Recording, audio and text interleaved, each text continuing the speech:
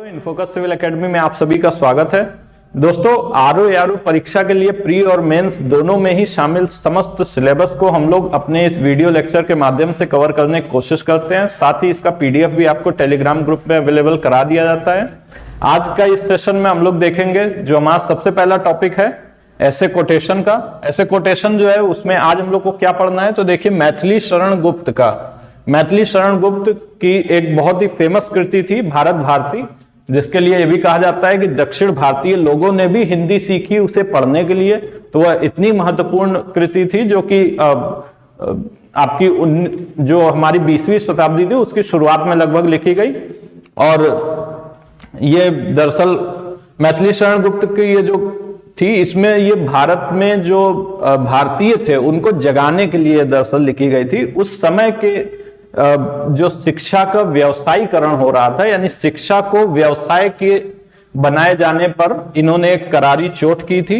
और वह बात इतनी ज्यादा प्रासंगिक उस समय थी, उससे कहीं ज्यादा आज के समय में हो गई है। क्योंकि आज हम लोग देखते हैं कि जब से ये ग्लोबलाइजेशन, प्राइवेटाइजेशन, लिबरलाइजेशन का दौर शुरू हुआ है, यानी 1991 के बाद से जो आर्थिक सुधारों का युग शुरू हुआ है, उस समय में हम देखते हैं कि ये जो विद्या या जो एजुकेशन सेक्टर है वो इतना ज्यादा उसमें व्यवसायीकरण हो गया है। तो उसी पर उन्होंने चोट करते हुए कहा था कि बिकने लगी विद्या यहां, अब शक्ति हो तो क्रय करो, यदि शुल्क आदि न दे सको तो मूर्ख रहकर ही मरो।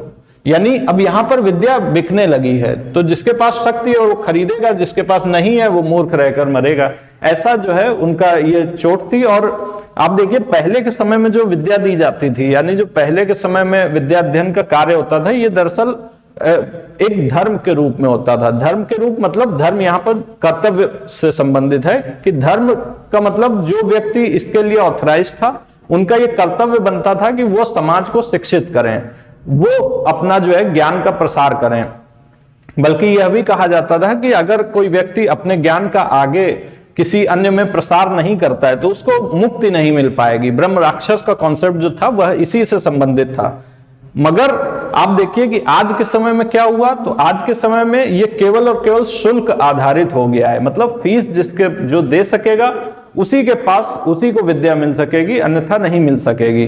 तो ऐसे कॉन्सेप्ट पर ही एक चोट करते हुए मैथिली शरण गुप्त ने कहा है। और इस समय तो वास्तव में बहुत ज्यादा बढ़ गया। आप जब भी आपके लिए शिक्षा से संबंधित कोई भी, अब इसमें देखिए हैशटैग्स, अच्छा ये इधर लिखा हुआ है, तो शिक्षा से संबंधित आपका अगर कोई भी निबंध आता है जहां पर आपको शिक्षा से रिलेटेड जो भी वर्तमान समस्याएं, चुनौतियों के बारे में पूछा जाएगा, तो वहां पर इस बात का आप जरूर उल्लेख कर दीजिएगा कि वर्तमान दौर की शिक्षा इतनी महंगी हो गई है, इतनी ज्यादा उसमें व्यवसायीकरण हो गया है, उसमें जो एक बिजनेस का रूप ले लिया है कि आप देखेंगे एक छोटा सा चैनल, यूट्यूब चैनल कोई अगर बनाता है तो उस पर भी फॉरेन फंडिंग आ जाती है, अच्छी खासी फंडिंग आ जाती है। तो यानी फॉरेन से पैसा आ रहा है, इसको इतना ज्यादा बिजनेस इसमें क्रिएट किया जा रहा है। और एडटेक कंपनियां आज के समय में बहुत ज्यादा तरक्की कर रही हैं। तो उसका कारण ही यही है कि शिक्षा को अब केवल एक व्यवसाय के रूप में देखा जा रहा है, ना कि एक सेवा के रूप में। तो इसी बात को ये कोटेशन जो है वो उसका प्रमाणित करता है। आगे हम लोग देखेंगे अशुद्ध और शुद्ध शब्द जो आज हमें पढ़ने हैं। सबसे पहला है आध्यात्म।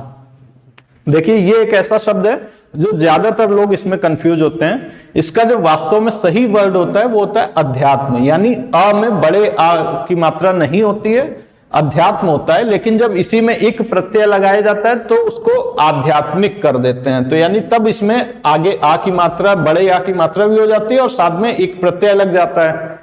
इसी वजह से क्या होता है कि आध्यात्मिक वर्ड तो बहुत कॉमन है, उसी से हम लोग मिलता जुलता ही यहां पर आध्यात्म लिख देते हैं, मगर वह गलत है। आपको ध्यान रखना है कि शुद्ध शब्द होता है अध्यात्म, और उसके बाद जो है आध्यात्म जो है ये अशुद्ध शब्द है। इसी प्रकार से आगे हम लोग देखते हैं मंजू। कई सारी लड़कियों औरतों का नाम भी होता है मंजू। मंजू एक गलत वर्ड है। मंजू का जो सही वर्ड होता है वो होता है मंजू। मंजू मतलब सुंदर। तो मंजू में छोटे ऊ की मात्रा लगेगी, ना कि बड़े ऊ की। उसके बाद देखेंगे दिवाली। आज का सारा आपका देखिए मात्राओं पर बेस्ड अशुद्धियां ही हैं। दिवाली हम लोग बोलते हैं हैप्पी दिवाली, तो दिवाली ना होकर के ये दरअसल दिवाली होता है। तो यानी बड़े ई की मात्रा होती है। आपके दीपावली अगर आप लिखेंगे तो भी आपके बड़े ई की मात्रा होगी, और यहाँ पे दिवाली में भी बड़े ई की मात्रा होगी। आगे बढ़ते हैं जो तद्भव तत्सम है। तद्भव तत्सम में हम लोग देखते हैं सबसे पहला है आपका हल्दी। हल्दी का तत्सम होता है हरिद्रा। ठीक है, पूछा हुआ प्रश्न है, हल्दी का तत्सम होता है हरिद्रा। इसमें वैसे तो हम लोग जितने भी प्रश्न रखते हैं, जो भी यहाँ पे मैटर देते हैं, उसमें लगभग हमारी ये कोशिश रहती है कि 60% आपका पूछा हुआ मैटर हो और 40% आपके लिए नया मैटर भी हो, क्योंकि जरूरी नहीं है कि जो पूछा जा चुका है वही आएगा। पूछे हुए में से पूछे जाने की, पुनः पूछे जाने की संभावना काफी अधिक होती है, परंतु उसके अन्यत्र भी चीजें पूछी जाती हैं। तो हल्दी का हो जाएगा हरिद्रा। सींग का हो जाता है श्रृंग। सींग का श्रृंग, अभी हम लोग ने कुछ दिनों पहले भी इसको देखा था, ये वही वाला रिपीट हो गया। सींग का हो जाएगा श्रृंग। और आपको पता है कि जो सिंघाड़ा होता है, सिंघाड़ा का हो जाता है श्रृंगाटक। तो सिंघाड़ा का श्रृंगाटक, श्रृंग से ही बन जाता है श्रृंगाटक। और यहां पे फिलहाल सींग है तो सींग का श्रृंग हो जाएगा। मक्खन, मक्खन का होता है दो इसके तत्सम होते हैं, एक तो मृक्षण भी हो जाता है और एक मंथज भी हो जाता है। दरअसल इसका जो अलग अलग किताबों में ये दोनों ही दिए हुए हैं, तो इसलिए इसको आप दोनों ही इसको याद कर लीजिए, मक्खन का मृक्षण भी और मंथज भी। ठीक है, आगे बढ़ते हैं। वाक्यांश के लिए एक शब्द। तो वाक्यांश के लिए एक शब्द में देखिए, पांव से पीने वाला। पहला है पांव से पीने वाला, तो उसको बोलते हैं पादप। आप देखेंगे पौधा जो होता है, पादप मतलब पौधा, पौधा क्या होता है, तो पानी नीचे जमीन से खींचता है, तो वो पांव से पीने वाला, तो उसको पादप बोल देते हैं। उसके बाद देखिएगा दोपहर का सूर्य। तो सूर्य का एक पर्यायवाची आप लोगों ने देखा होगा, मार्तंड।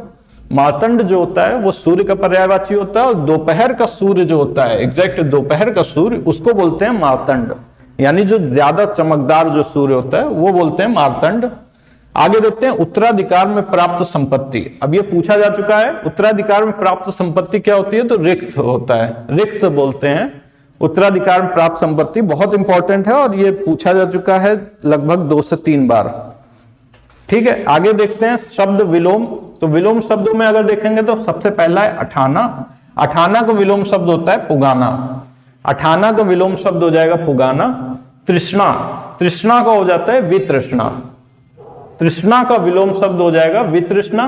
सूत्रपात, यह है शब्द सूत्रपात। सूत्रपात का मतलब जैसे स्टार्ट करना किसी चीज को, कि इस युग का सूत्रपात हुआ, इस क्रांति का सूत्रपात हुआ, तो सूत्रपात मतलब स्टार्ट। सूत्रपात का हो जाएगा उपसंहार, मतलब समाप्ति करना, समाप्त करना। जैसे आपका निबंध में होता है जो निष्कर्ष वाला सेक्शन होता है, उसको उपसंहार भी बोलते हैं। तो वैसे ही आप देखेंगे सूत्रपात का हो जाएगा उपसंहार, तृष्णा का हो जाएगा वितृष्णा, और अठाना का पुगाना। ठीक है, अब विलोम शब्द से आगे बढ़ते हैं हम लोग। आज के पर्यायवाची देखते हैं जो हम लोग को पढ़ना है। सबसे पहला उसमें पत्नी। पत्नी का पर्यायवाची क्या होता है, तो वामा।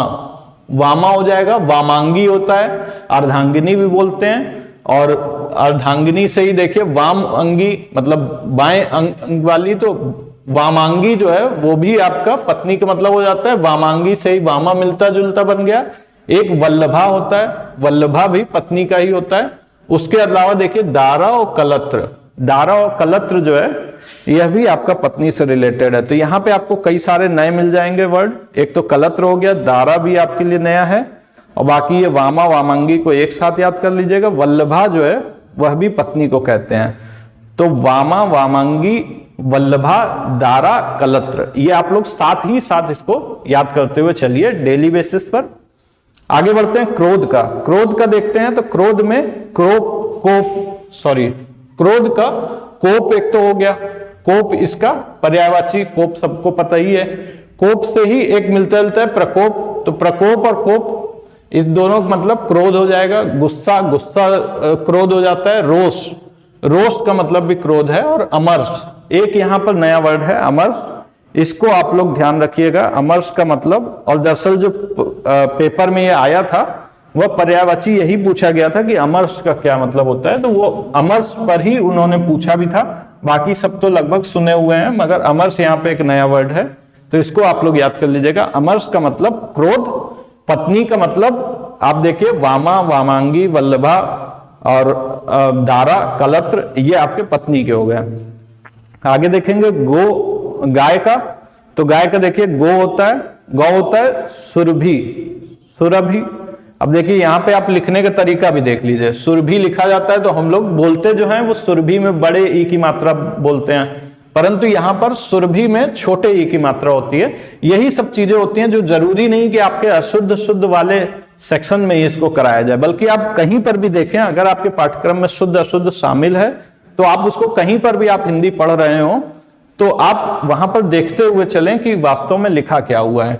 तो गौ हो जाता है गाय का मतलब, सुरभि हो जाता है धेनु। धेनु आप सुने होंगे, कामधेनु एक गाय थी, तो वैसे ही धेनु जो है, धेनु का मतलब भी गाय होता है। भद्रा, भद्रा का मतलब गाय, और दोग्धी, दुग्ध से दोग्धी बन गया, दोग्धी का मतलब गाय हो गया। भद्रा यहाँ पर एक नया वर्ड है, भद्रा का मतलब भी गाय हो गया। ठीक है, आगे बढ़ते हैं। प्रशासनिक शब्दावली जो आज हम लोग को देखनी है, उसमें सबसे पहली जो है ये आपके आरोग्य के मेंस के एग्जाम में पूछी जा चुकी है पहले, अबेयंस। अबेयंस का मतलब होता है स्थगन, कोई चीज स्थगित करना, तो स्थगन जो है वो एबियंस हो गया। उसके बाद देखिए इंडेमनिटी। इंडेमनिटी जो है, इंडेमनिटी का मतलब होता है क्षतिपूर्ति। क्षतिपूर्ति या हर्जाना या मुआवजा जो बोलते हैं उसको बोलते हैं इंडेमनिटी, क्षतिपूर्ति। इसी प्रकार से ऑनरेरियम, ऑनरेरियम बोलते हैं मानदेय, मतलब किसी के सम्मान में अगर कोई धनराशि दी जाती है तो उसको बोलते हैं मानदेय या ऑनरेरियम। किसी के ऑनर में, ऑनर से बन गया ऑनरेरियम, तो मानदेय। ठीक है, आगे बढ़ते हैं मुहावरे और लोकोक्तियों पर। सबसे पहला है गाल बजाना। गाल बजाना का मतलब बकवास करना या व्यर्थ की बातें करना, इसको बोलते हैं गाल बजाना। उसके बाद देखिए एक हाथ से ताली नहीं बजती। एक हाथ से ताली नहीं बजती मतलब झगड़े के लिए दोनों पक्ष जिम्मेदार होते हैं। एक ही हाथ से ताली नहीं बजती मतलब कोई भी अगर लड़ाई होती है तो उसके कारण जो है वो दोनों पक्ष की ओर से होते हैं, ना कि एक पक्ष की ओर से। इसीलिए आप देखेंगे कि जब भी जज वगैरह कोई केस की सुनवाई करते हैं तो दोनों तरफ की बात सुनते हैं, क्योंकि तभी वो लोग एक निष्पक्ष निर्णय ले सकते हैं। अपना उल्लू सीधा करना, अपना उल्लू सीधा करना बोलते हैं अपना स्वार्थ साधना, कि बस किसी भी तरीके से अपना उल्लू सीधा करे और निकल गए, तो वो बोलते हैं अपना स्वार्थ साधना। तो ये रहा हमारा आज का सेशन, जिसमें हम लोगों ने आरओ प्री और मेंस दोनों के सिलेबस में पूछे जाने वाले समस्त चीजों को डेली बेसिस पर कवर करते हुए चल रहे हैं। और आगे भी मुझे उम्मीद है कि आप लोग इससे जुड़कर इससे लाभान्वित होते रहेंगे। इसकी पीडीएफ आपको टेलीग्राम ग्रुप पर तुरंत मिल जाएगी। बहुत बहुत धन्यवाद, नमस्कार।